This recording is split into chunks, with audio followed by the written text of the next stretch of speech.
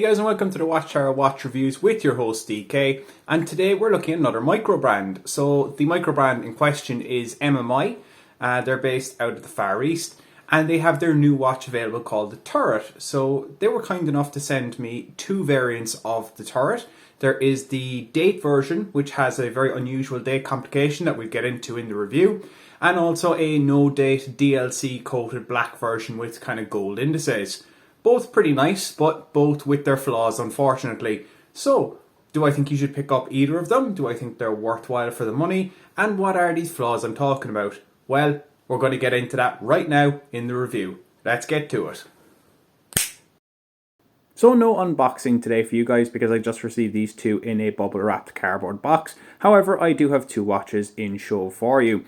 I did get in contact with MMI and they're going to send them normally with this faux leather watch roll as well as a Tropic strap and a guarantee card.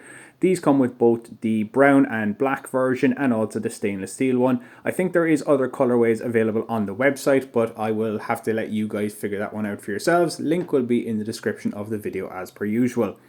So dimensions on this one. Diameter is 40 millimeters, which is very wearable for pretty much everybody with a decent wrist size, and crown is 43 millimeters.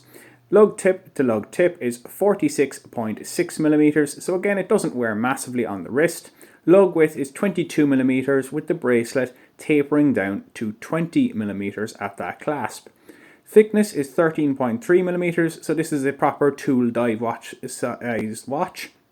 And the weight with this one, all links is 191 grams, 5 links removed 167, and the leather is 107 grams.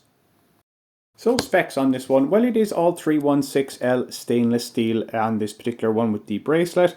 You are of course getting 316L stainless steel on the case, crown, bezel and the bracelet. It's a sapphire crystal on both watches, and the other one is coated in a DLC black coating, which you can see there around the case of the watch. Same specs for both of these basically, with the DLC changed obviously for the black one. As I was saying, sapphire crystal with anti-reflective coating. You could see there not a huge amount of distortion on this one, little tiny bit maybe, but yeah, it's still nice in fairness, and the AR coating does its job, although I could do it a little bit more. Bezel is 120 clicks unidirectional bezel. The bezel insert is ion plated steel and it is loomed, although they will be upgrading the loom in the production model. The bracelet on this one features female end links. You can see there that they just integrate very nicely into the case and allow it to just drop down from your wrist. Solid links as well. They are currently push pins, but they will be screw pins in the final product, of course. Proper milled clasp as well, as you can see here. I'll just pop off the gloves so I can show you. Nicely milled and machined, and you can see there it is all stainless steel as well. 5 micro adjusts, so this one will suit every wrist size really. And it is also a quick release bracelet. Very nice touch to see, very easy, as well as a quick release strap on the brown and black version. Much easier to do on a strap, very impressive to see it on a bracelet, I must say. I should mention as well the bracelet version is an all brushed bracelet. Signed screw down case back and screw down crown. You can see there giving this one 300 meters water resistance, and it is actually numbered as well, so this one is number 1 because it's a review copy. See that signed crown there on the DLC version. No prizes for guessing which movement is in the back of both of these. The Seiko NH35. It hacks, it hand winds, 41 hours power reserve. Pull it out and you'd be able to adjust the date, however there is no date wheel cut out, and pull it out again and it offers that hacking second hand to stop the time. However, it's on the stainless steel version where we really see the NH35 come into its own. They've done something very unusual with the date wheel in that it's a wheel around the inside of the hour track. Very, very interesting. You pull it out as you would with any other NH35 and you move that little orange dot around the wheel there. That's your date function. Very cool.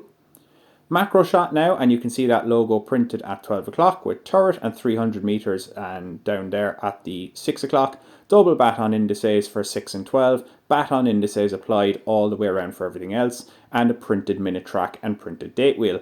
The no date version features all the same things, except it has old radium style loom, and it is more of a gold than a silver indices colour spectrum.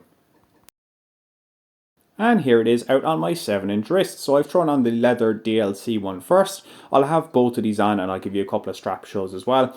Fits well on my 7-inch wrist. Very little to go wrong with on this one. However, that strap, it's a bit thick for me. Might need a little bit of hole punching done if this was my own watch. However, I feel it looks absolutely brilliant on this black rubber strap that I've gotten from Strapsco. Really, really nice. It also has quick release spring bars on it, allowing you to swap it out very, very easily. And that is a huge benefit of these MMI turrets, that if you don't like the strap, you can just swap it out, or if you're bored of it, you can swap it out. I also have it on just very cheap AliExpress black leather. I think the black on black really suits this watch. I think it looks a bit better on the rubber, but it looks pretty good on the leather as well. If you had a yellowy kind of gold stitch, I think, like that vintage style, that would be really cool with a black leather strap. However, let's take a look at the stainless steel version. Here it is, that all brushed stainless steel on my wrist. As I say, I had to take out 5 links for this one to fit my 7-inch wrist, and I think I have it on the 2nd or 3rd micro adjust, so plenty of room for bigger and smaller wrists as well for this one to fit. If you're interested in these watches, you will get these to fit you no problem at all. But what about if you don't fancy it on the bracelet? Well, again, I've thrown it on that same rubber strap from Strapsco, and I think it looks pretty good on this one as well. They have similar colour schemes in that black and silver and black and gilded kind of old loom style dial, but I think the black really, really suits this, and I think it looks great on rubber, giving it that proper diver look. Leather, yeah, you can put it on leather, but I don't really see the point. I just threw it on because I was trying to find straps to fit, and I just thought these looked okay, and I thought it really, really suited black. However, if you don't fancy black leather, how about a black and grey NATO? I think this is pretty good as well. The black and grey suits this one better than the DLC version because the silver goes well with the grey on the NATO strap. But yeah, I think it's a really good combo. Loom time and the stainless steel version up first. You can see there the markers on the bezel are gone fairly quickly, but the hour indices and the hands do hang on a bit longer. This is 15 minutes of footage sped up. They are improving the loom on both watches as well, but it's always hard to guess as how much they improve it by. On this one it was okay, not spectacular. However, on the old radium style loom, it just disappears way too quickly. I didn't need 15 minutes of footage for this, only about 8 minutes, and it was gone. They are improving it, but it's not a great result. So likes and dislikes on this one. Well, I did give it a bit of a crack about the loom, but there's plenty to like about the stainless steel version in particular, especially that unusual date complication. I had seen Jody from Just One More Watch review it, and he said he'd only seen it on a $3,000 Oris. I hadn't seen it really too often in my line of work or in my line of watches that I buy. Really like the fit of the bracelet as well. It just falls way into your wrist so easily. And the fact that it's got a quick release system on the bracelet is really, really impressive, because if you don't fancy it or you just want to change, you can pop it off. Again, fit is aided by the fact that this has 5 micro adjusts on that signed milled clasp. Really, really good for getting it to fit small or big wrists. The DLC black version does have a very good brown leather strap, however it will take some wearing in. It wasn't the most comfortable, it felt very durable and decent quality with those spring bars as well. Good look to it, but it was a little bit too big, a little bit too thick, and I'd have actually had to punch an extra hole to fit my 7-inch wrist.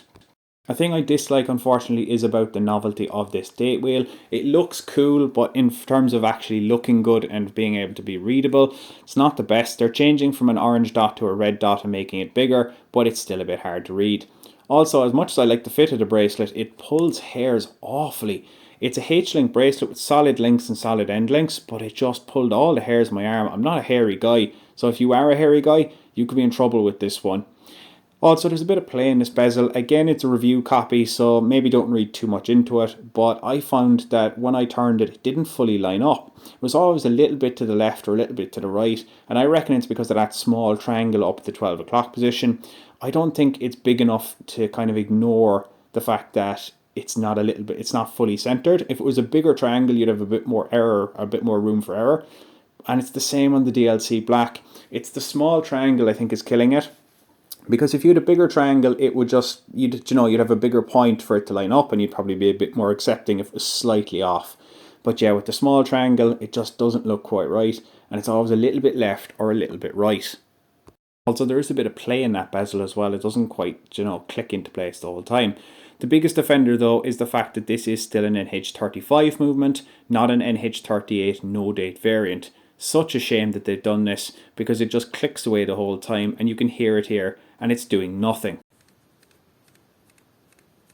Not the end of the world, but still worth mentioning.